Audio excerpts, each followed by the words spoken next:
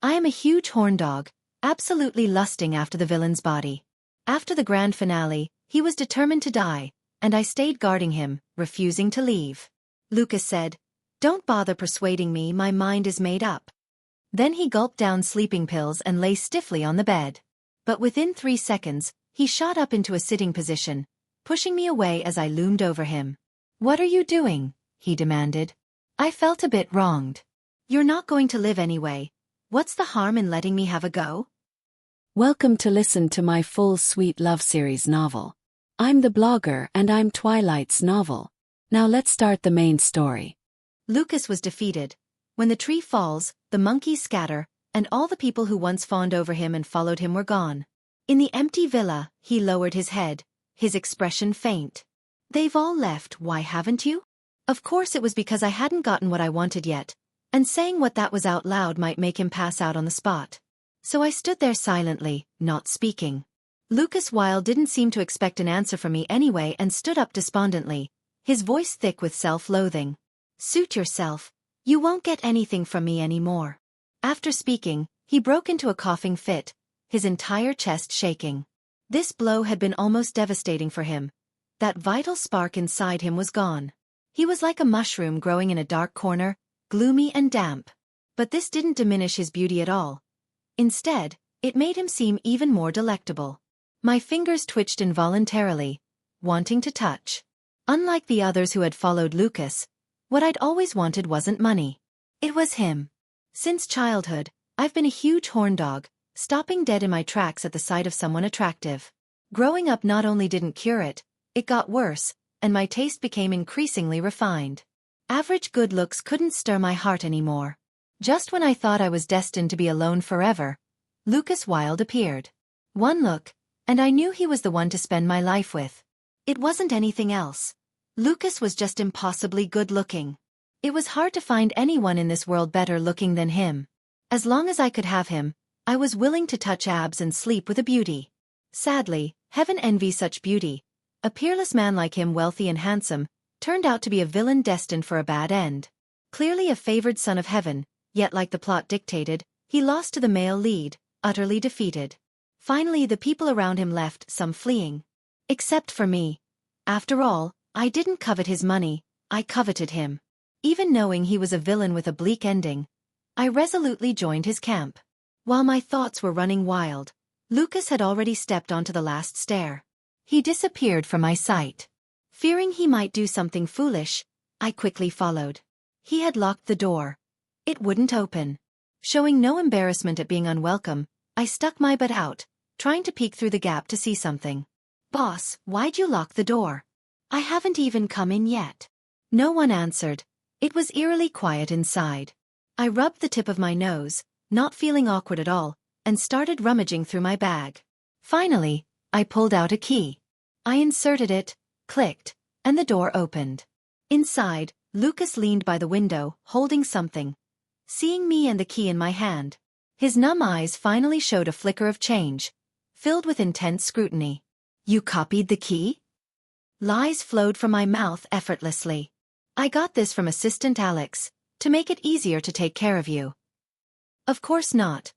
It was one I secretly copied to sneak in and satisfy my cravings when I couldn't resist. Assistant Alex's key was long gone, lost who knows where. But now that he'd run off, dead men tell no tales, so my wild lies couldn't be disproven. More importantly, Lucas wasn't in the mood to pick a fight with me now. He just didn't care anymore. "I don't need you to take care of me, you can leave." Clearly irritated, he bluntly kicked me out. But I hadn't gotten what I wanted yet, so I pretended not to hear and flatteringly walked forward, smiling ingratiatingly. "Boss, are you hungry? Do you want some pickled vegetable beef noodles? I'll make them for you." As I walked forward, I subtly kicked a fruit knife on the floor away with my foot. Fat chance he'd die before I got my hands on him. Annoyed by my repeated failure to act normally, a flicker of irritation crossed Lucas's exquisite features, and his words lost their politeness, becoming bitingly sarcastic. "They've all left, only you stay. Are you still waiting for me to stage a comeback?" A useless man, an idiot, utterly delusional. He should just insult himself, why drag me into it? Although I did get into his company through connections, in the time I'd been by his side, I had made some contributions. For instance, deliberately not reminding him he'd forgotten his clothes when he showered, waiting to deliver them. Accidentally, brushing his hand when bringing him coffee. Touching his pecs and abs when tying his tie. Although they were small things, I still had toil if not merit. How could he be like this? I glared at him with minor fury, stepping on his shadow. Once I slept with him, he'd know who the real idiot was. I endured. Lucas probably had never met someone as shameless as me. He wanted to die but couldn't. He'd just hide in a room, and the next second I'd walk in with a key. Silently standing beside him, a stubborn mule. Later he stopped hiding, glared at me fiercely, and with a savage expression, stuffed a handful of sleeping pills into his mouth. I was prepared. I pinched his mouth and started digging them out. In the end, he gagged and threw them all up. After this ordeal, Lucas fell silent. When he spoke again, there was a sense of calm madness. What do you actually want? Money? There's 50 million left in the safe. Take it all, okay? He was nearly driven mad. Take the money and leave now, okay? Disappear from my sight, okay? How much longer are you going to watch my humiliation? I watched him silently, suddenly realizing his earlier calmness was just the last shred of dignity he maintained for himself. Now, because of my interference, he couldn't hold on. Under Lucas's frantic gaze, I placed the key on the table and silently retreated. The villa fell completely silent. The turbulent life of Lucas Wilde ended abruptly with a suicide so sloppy it felt like a rushed conclusion. After I left, Lucas remained motionless in that position for a long time, until the last ray of sunlight dipped below the horizon. The last light inside the room vanished too. Like an aged man, Lucas rose slowly, completing the task he should have finished days ago. He pulled open a drawer. Inside lay the sleeping pills I'd searched for in vain for days. I'd looked for days. Turns out they were here. Wide-eyed in disbelief, I hid deeper in the shadows, continuing to conceal myself. Don't try to stop me, my mind is made up. Lucas didn't look at me but seemed to know where I was. I clung to a shred of hope, playing possum in the corner. He didn't speak further, pouring the pills into his mouth like candy. I rushed out instantly, hoping to repeat my previous maneuver. But my wrist was caught by him. His gaze was serious. This is my own choice. Don't stop me, okay? Stared at like that, I was momentarily dazed and instinctively released my grip. Go do what you like. Don't waste your time on me. He uttered his last words and fell stiffly onto the bed. I wiped the tear from the corner of my mouth. All right. Lucas closed his eyes peacefully, like Sleeping Beauty in a fairy tale. After staring at his face for 2 seconds, I bent down. I couldn't hold back any longer. Nom nom. I hadn't even finished nom-noming twice. The person beneath me suddenly resurrected, pushing me away violently. His earlobes flushed a visible crimson. What are you doing? His strength was immense. I lost my balance and fell hard on my butt, feeling aggrieved. He was the one who told me to do what I liked. You're not going to live anyway. What's the harm in letting me have a go? Lucas trembled with rage. Shameless. Even as a villain, he'd never met such a lecher. He glared at me, seemingly wishing he could strangle me. His chest heaved violently, afraid he might pass out from anger.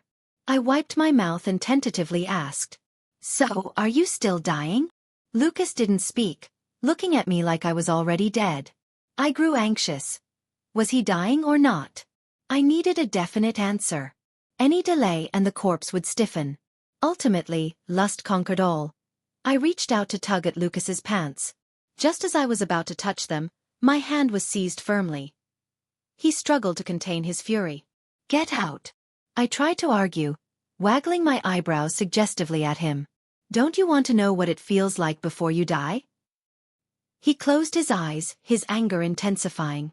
Get out. Perhaps it was a deathbed surge. After swallowing a whole bottle of pills, Lucas wasn't weak at all. His strength was terrifying. He picked me up like a chick and threw me out, confiscating all the keys on me. Lucas looked at me with utter contempt, slamming the door shut with a bang.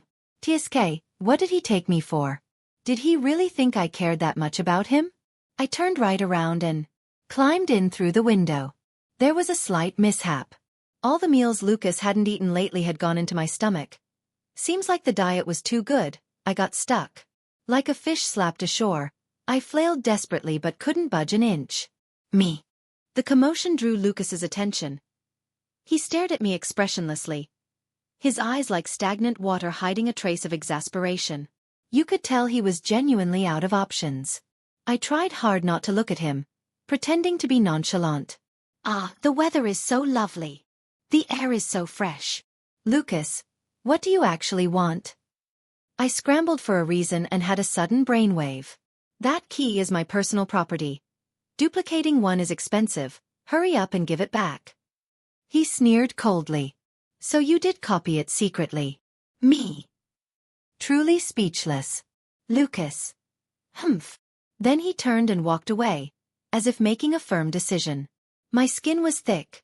I kept pestering him. Boss, really mad? Actually, I was joking. Could you maybe save me, considering all those times I worked like a dog for you? Save me. Save me. Go, Special Forces soldier. Lucas didn't even look back, sitting down at his computer. I was heartbroken. How could he truly leave me to die? What did our time together and companionship even mean? Sadness welled up inside, and I couldn't help but sing loudly. It's just that women are easily devoted, always trapped by love, sinking deeper and deeper. Faced with my sorrowful serenade, Lucas remained unmoved, even calmly watching a video. I immediately hushed and craned my neck to see what he was watching. With my 5.0 vision, I realized he was checking the security footage. Hold on, was he suspecting I'd copied the key to sneak in and do something to him? He was really underestimating me. What could I do? What could a simple, kind-hearted girl like me possibly do? At most, touch his hands, touch his abs, touch his muscles. What else could I do? I was heartbroken, sobbing uncontrollably. Boss, you actually doubted me. Lucas scrolled through the timeline. The footage showed me standing at his door with a lecherous grin. I tried to argue. Can't people have a little more trust? Tell you what, I'll give you $50. Delete the video. The video fast-forwarded. Lucas, unsuspecting, drank the milk I prepared for him and fell into a deep sleep. I closed the door while giggling foolishly and stood before his bed. I was starting to sweat bullets. I really didn't do anything. There's no need to watch this video. Fine, I admit I secretly touched your hand. Please stop watching, okay? Lucas ignored me, even turning up the volume. So my utterly unrestrained voice echoed clearly through the room. Your hands are so big. Hands that big, must be big down there too? Tescaise, so big. Your lips look so kissable. Can I kiss them? If you don't say no, I'll take it as a yes. Smack smack. How many abs do you have? Let me count them for you. Tap tap tap. Hee hee hee. Oh dear. No one said the surveillance had sound. I cautiously glanced at Lucas's expression. His face was dark, but his voice was calm, perhaps too angry to be angry anymore. And this is what you call, did nothing? I was beyond shame. Half my body looked heavenward, the other half swayed. I spread my hands. This humble consort is falsely accused. Lucas choked, seemingly unprepared for such shamelessness. We stared at each other. Only disappointment remained. After a stalemate, Lucas finally moved, walking towards me. I watched him warily. He reached out his hand towards me. The enemy doesn't move, I don't move. The enemy moves, I move chaotically. With a divine dragon flick of my tail, whoosh, I retreated. Don't even think about hitting me. He gave me a look reserved for idiots for a moment, then slammed the window shut with a bang. No keys. Couldn't enter through the window. All my paths were blocked. That was just the surface. Actually, I could still get in through the dog door. I lay flat and prepared to crawl. I pushed aside the grass only to find it blocked from the inside. I stared in disbelief. He even blocked the dog door? Was it necessary to guard against me like this? Sigh, if that's how it is, I guess I have to go home. It's been a long time since I've seen the young lady smile, cry with such a sad face. Noticing my expression, the butler's words took a sharp turn. Young lady, has that man still not agreed to you yet? An aunt nearby chimed in. Does he know who he's rejecting? It's Miss Sophie Young, the best in the world. I've never seen the young lady so concerned about someone. That man is utterly ungrateful. Finally feeling better, I sighed deeply and declared righteously. Silence. I'll spoil my own man. I won't allow you to speak of him like that. Then I picked a sports car from the garage and zoomed out. Heartbroken, I decided to drown my sorrows in a bar. Striking a pose, I snapped my fingers. Give me your strongest liquor. Miss, your Yakult is ready. I downed it in one gulp. That was the taste, like returning to the purest times. Back then, I wasn't so yellow-minded yet. The past is unreachable. No use mentioning it now. I kept drinking. Just then, a group of people came in behind me, chattering noisily. I frowned, planning to change seats. These people were too loud. Lucas Wilde used to be so arrogant, never looked us in the eye. Now he's not even as good as us. That sentence hooked me like a female eagle. I took my drink and sat back down, subtly moving closer. He was always high and mighty. Now that Callum Tinghuan ruined him utterly, he probably has no face left to live. Serves him right, acting so proud, looking down on us. This is what he deserves. Really thought he was something. Pfft. Haven't heard about Lucas in so long, probably dead already, not even someone to collect his corpse. Who cares? He's just a stray dog anyway. Why talk about him so much? Bad luck. Come on, brothers, keep drinking. I stood up expressionlessly with my glass. A drunk man staggered and bumped into me. With a crash, my bracelet shattered on the floor. I looked at him, then at the corpse on the floor, and said flatly, "That bracelet cost 10 million. Pay up." The man's expression instantly changed. "You bitch trying to scam me? You ran into me. 10 million? I'll take your last name if it's worth that." The men drinking with him all stood up. Aggressive. "Go find out who we are. Boss Zhang is someone you dare provoke. You're young, so we'll be magnanimous. Just drink with us and apologize, and we'll let it go." I swirled the white liquid in my glass, striking a domineering CEO pose. "I think you should first find out who I am.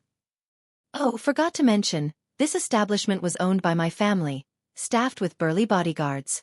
While they were still blathering on, my family's bodyguards had already surrounded them. I tilted my head slightly. Someone immediately leaned in. "Young lady, your orders? Make them pay me 10 million. If they don't, call the police." Then I walked out with an utterly aloof swagger, leaving the scene anonymously.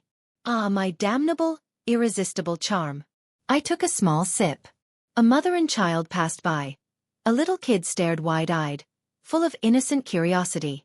"Mommy, that sister's milk looks so fancy. I want to drink it like that too." The woman quickly covered his mouth, ruthlessly saying, "No, you don't."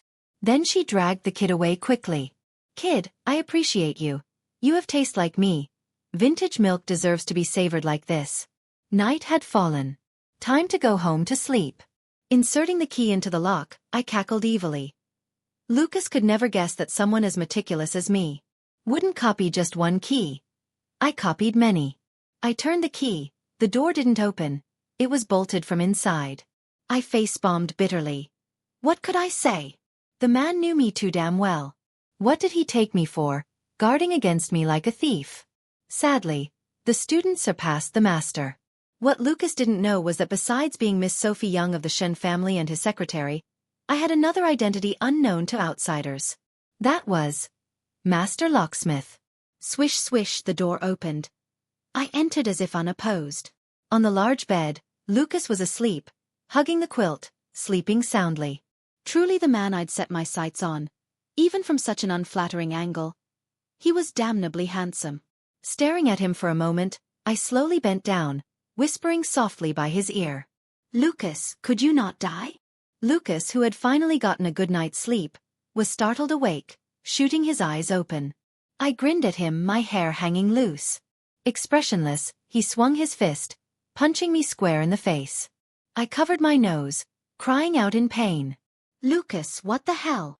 Hearing my voice, Lucas blinked, finally realizing it wasn't a ghost, but me, Sophie Young. "Apologies. I thought it was a ghost." I hopped around in pain while cursing him. Have you ever seen a ghost as beautiful as me? Something wet flowed out. Looking down, it was a nosebleed. Rolling my eyes, I fell backward. I've fainted. I fainted perfectly into Lucas's arms. He, snuggling against his pecs. Lucas above me was at his wit's end. Rub any more and you're out. I immediately closed my eyes and played dead. Playing dead led to real sleep. When I woke again, daylight flooded in. Only I was on the bed. Lucas was gone. Fearing he might have died of anger, I rushed out with messy hair to find him. Boss, where are you? Are you still alive? Utter silence. It felt like the huge house held only me. Panicking, I searched room by room. Lucas. Honey. Click. The guest room door opened. Lucas stood pale at the doorway, dark circles under his eyes, staring at me like a damp male ghost. He looked thoroughly tormented. What happened to him? He spoke. Could you be quiet? I just want to sleep. Of course. I mimicked zipping my lips, signaling my silence. Thinking for a moment, I added, Can I sleep with you? I promise not to disturb. No. He slammed the door shut. I pouted. What a cold, heartless man. Luckily he met me, a big yellow girl whose only desire was to nom. Otherwise, who would bother with him? Besides Miss Sophie Young, Lucas's secretary, and the mysterious master locksmith, I actually had another identity. That was the CEO of the Shin Group. Although my daily routine seemed to be harassing Lucas. In reality, I'd been working diligently behind the scenes. I vaguely remembered a meeting scheduled for this afternoon. Sneaking back to my room, I called my assistant. Assistant Lee, open the online meeting permissions. Assistant Lee paused before tactfully replying. Miss Shin, it's already 3 p.m. The meeting started at 1. I was shocked. How could the meeting proceed without me, the CEO? Assistant Lee, is there a difference? In other words, whether you're useful or not, do you have no self-awareness? I angrily hung up, staring at the balance in my bank account until I calmed down. So many zeros. I forgave the world. Knock knock. The door was knocked. It took me a while to realize someone was knocking. Seriously? With Lucas's universally disliked fate, someone actually wanted to visit him after his bankruptcy? Had the sun risen in the west? Unbelievable. Probably auditory hallucination. I sat firm as Mount Tai, unmoving. The knocking stopped. Lucas's distinctive voice was icy cold. Why have you come? Can't I come see you? I'm your mother. The house had excellent soundproofing. Even cracking the door didn't let me hear clearly.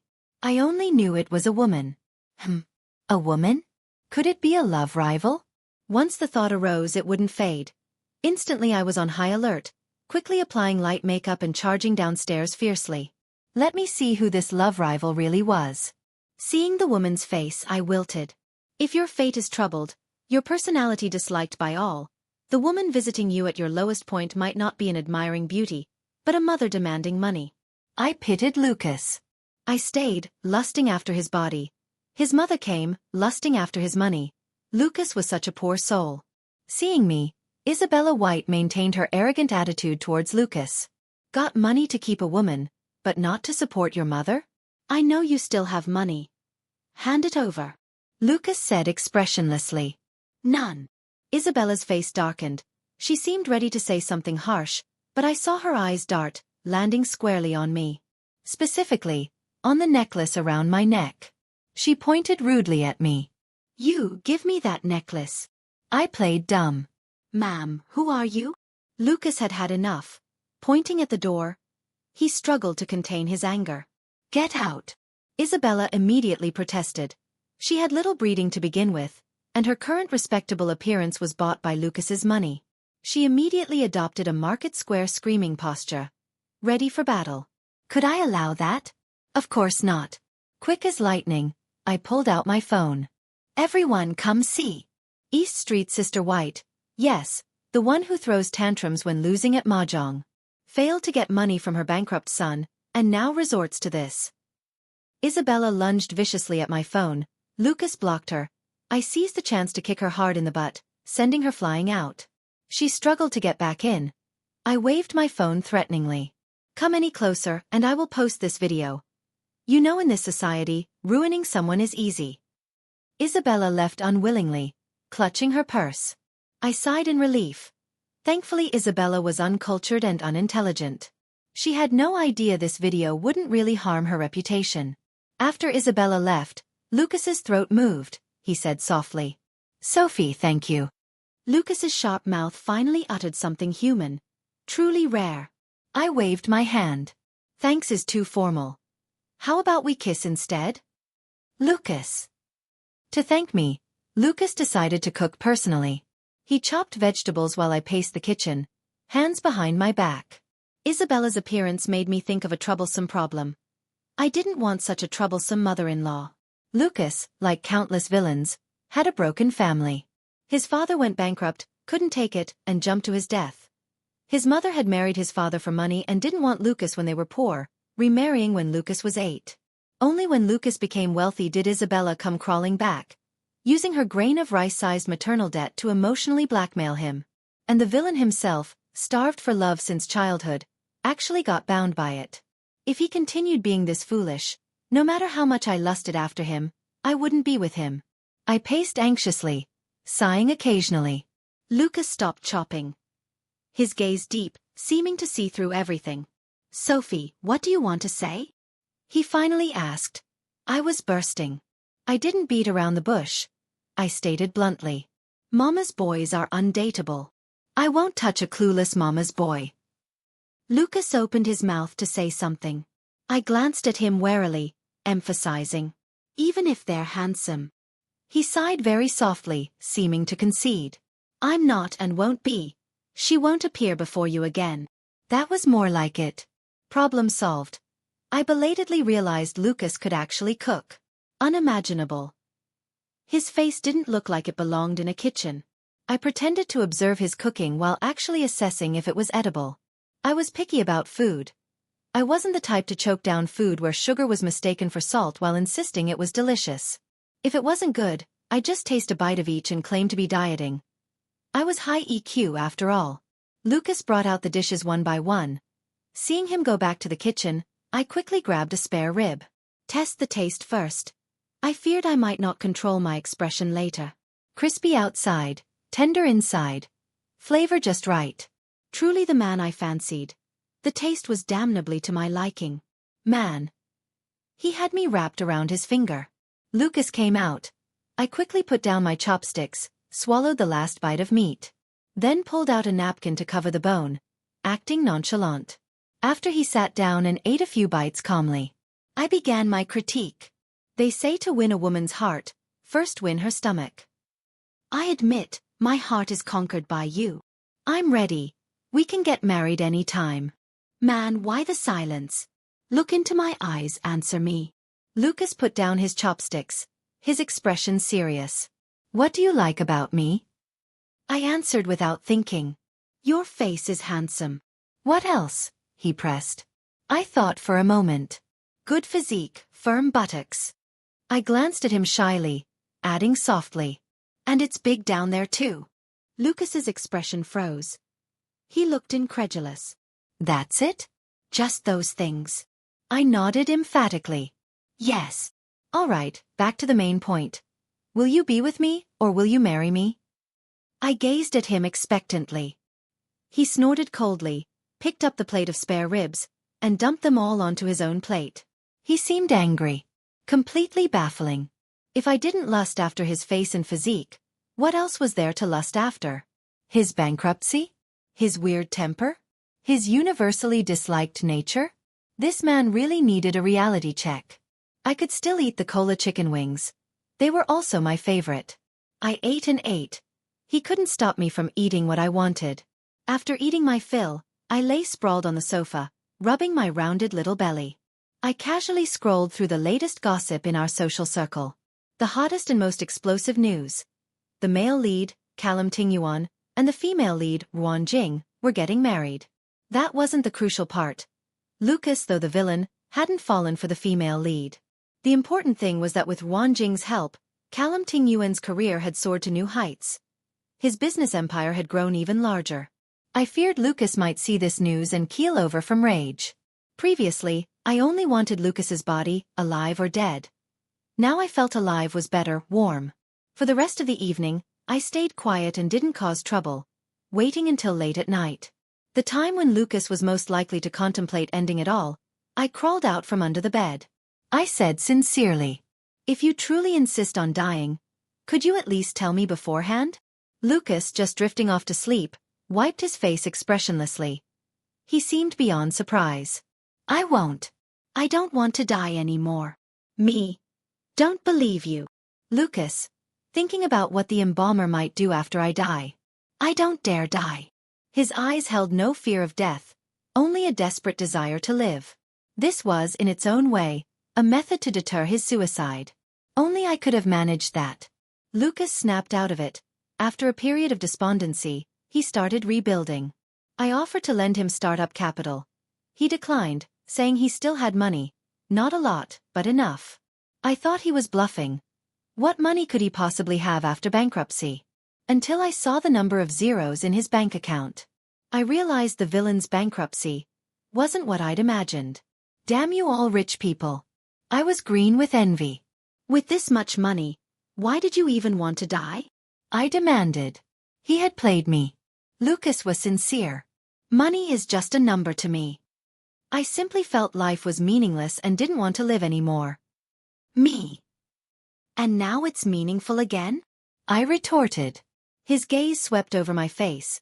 He gave a very soft, affirmative hum. Such a show-off. I didn't want to talk to him anymore. Lucas's new company was quickly established. Having climbed from the bottom, he knew better than others how to leverage resources and stage a comeback. The male and female leads were decent people. Lucas, previously influenced by the plot to oppose them, had been brought down by the male lead's counterattack. Now, under my influence, Lucas had reformed, and the male lead stopped targeting him. But the entrepreneurial journey wasn't smooth sailing. For instance, he now faced a roadblock. He wanted a partnership with the Shin Group, but they were ignoring him. And this company happened to be my family's. I paced deliberately in front of him. "Sophie, what do you want to say?" he finally asked, as I knew he would. I clasped my hands behind my back, feigning coyness. "I know you want to secure the deal with Shin Group. I can help you, but you have to agree to one thing." "What thing?" he inquired. "Don't lock the bedroom door at night." He replied flatly. Why did he sound disappointed? I wasn't sure. Needed to observe more. I went home to find my sister. Besides me as CEO, the Shin Group actually had another CEO. My sister, Iris Shin. A stunning, formidable, 1 in a million beauty. Iris glared at me, shaking off my clinging arms. "Even if you flatter me, I won't agree." I puffed out my cheeks. "You only have one sister like me." Iris spread her hands dismissively. "Raising you is less useful than raising a piece of char siu." I fiddled with my fingers. It's the first time I've liked a man this much. "Iris, my luck is truly terrible. If soft didn't work, I'd go softer." I clung to her, whining. Sister, my good sister, my favorite sister. Please, please, please. Am I not your most beloved sister anymore?" "Iris, no, I'm not your sister. You've mistaken me for someone else." "Who are you? Do I know you?" I distinctly remember my mother only gave birth to me. Despite her words, my sister eventually relented, but with a condition. She believed my attraction stemmed from never having seen a truly good man. She decided I needed exposure to more eligible bachelors to prevent me from fixating on one tree. Mr. Hua's youngest son, around your age, just took over the company. Upright and polite. Me. But he's not as handsome as Lucas. The Cheng family's only son, simple-minded, not scheming. Easy to get along with. Me. Not as handsome as Lucas and not as tall either. The Jiang family's youngest son. 2 older brothers carry the pressure, strong personal capability. Me. Don't like younger ones. Still not as handsome as Lucas. Iris closed her eyes, suppressing her anger. "Sophie, don't make me slap you on such a potentially happy day." I muttered softly. "But I'm telling the truth. Do you really think after seeing a peerless beauty like Lucas, my eyes could see anyone else?" She fell silent, perhaps finding my logic sound but unwilling to admit it, leaving her annoyed. She kicked me out to go on the blind date. I felt melancholy. It had been almost a week since I'd last fallen asleep touching Lucas's abs. I missed them terribly. My blind date was Caleb Cheng, the only son of the Cheng family, whom Iris described as easygoing. He was easygoing, with everyone. A classic people-pleaser. The meal was utterly bland. I wanted to flee but couldn't. A friend gave me 2 tickets to a concert. Would you honor me with your company? Caleb asked politely. No, you wouldn't. I was about to refuse. A figure radiating intense pressure inserted itself between us. Apologies, Sophie already has plans with me, Lucas declared, standing protectively in front of me, blocking my view of Caleb. You'll have to enjoy the concert alone. My heart pounded wildly. Caleb, no stranger to high society, wasn't easily dismissed. He smiled politely. I believe where she goes should be Miss Young's own decision. Don't you think, Mr. Wilde? The tension was thick. I was riveted. Lucas turned to me. His captivating, slightly upturned eyes softened, his voice coaxing. Sophie, didn't you want to count how many abs I have? Tonight, you can count them however you like. I was swayed. He always knew how to handle me. I gave Caleb an apologetic look. I'm sorry, Caleb, I can't go to the concert with you. Caleb wasn't the clingy type and didn't press further. Miss Young, I wish you a pleasant weekend. I thanked him awkwardly. Once he was gone, I rounded on Lucas. What was that about? You're not even my boyfriend. I only saved face for you in front of others. Lucas raised an eyebrow. Aren't we already together? Me? Of course not.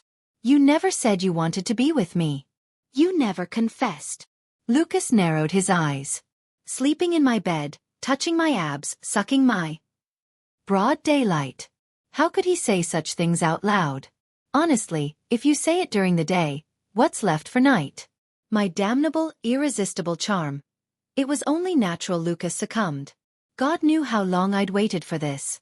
I eagerly dragged him home, shut the door, drew the curtains, and pushed him down onto the bed. Lucas half-propped himself up, muscles taut. He looked inexplicably alluring, the seductive male vixen finally dropping the act. I thought we agreed not to discuss bedroom matters during daylight hours? He murmured. My mind full of scandalous thoughts. I babbled nonsense. Curtains drawn, it's nighttime now. I patted his abs. Enough talk, I'm starting. I promise you'll feel like you're in heaven. Suck, suck, suck. Nibble, nibble. Gnaw, gnaw, gnaw. Lucas went from initially expectant and excited to completely expressionless. Besides covering me in drool, what else can you actually do? He asked flatly. His words wounded my deepest feminine pride. I straddled his waist defiantly. Fine, you do it then. Lucas physically demonstrated his considerable prowess, making me see stars and cry out for mercy long before he was done. The beautiful story of the male and female leads continued, while the villain, whose story had seemingly ended in theirs, began his own beautiful tale. No longer despondent, Lucas quickly won my sister's approval. Iris only agreed after he demonstrated substantial financial commitment. And me, the little wastrel who'd relied on my sister for the first 20+ years, finally found a thick, sturdy gold thigh to cling to for the rest of my life. I was well fed every day, in every sense. Even years after marriage, Lucas still couldn't believe I'd only wanted him for his body. For the umpteenth time he asked, could you tell me the story of how you fell for me again? I rolled my eyes. Lust at first sight, bewitched by desire, craving your physique. Lucas had had enough. He covered my mouth. Never mind, stop talking. Lusting after his body was a huge part, but how could I truly be that shallow? I had actually seen him once as a child, back when his family was intact, his parents loving, life happy. I was the little tag-along clinging to Iris. After our parents divorced, neither wanted us. Iris scraped by doing odd jobs to support me. Lucas was the only one who showed me kindness back then. Iris was working. I waited for her outside, bored, crouched down counting ants. Lucas happened to walk by. He stopped, his beautiful face frowning. What a pitiful little beggar, he murmured. I'll give you all my pocket money. I didn't look up, oblivious he meant me, until he thrust a card towards me, eyes earnest. Here's $1,000. The password is my birthday. Then, as if afraid I'd refuse, he dashed away. I was deeply touched. Such a kind soul. But he forgot to tell me his birthday. Kind-hearted but intelligence unknown. And he was truly handsome. I wished he could be my husband someday. Meeting him again as an adult, sudden memories flooded me. I knew he was the villain in a CEO novel, doomed to die horribly. Despite knowing I might not change fate, I still wanted him for my husband. He wanted to die? Not happening. My man I'd spoil. The sleeping pills? I'd swapped them for sugar pills long ago. Eating a whole bottle wouldn't kill him. It might just give him a toothache.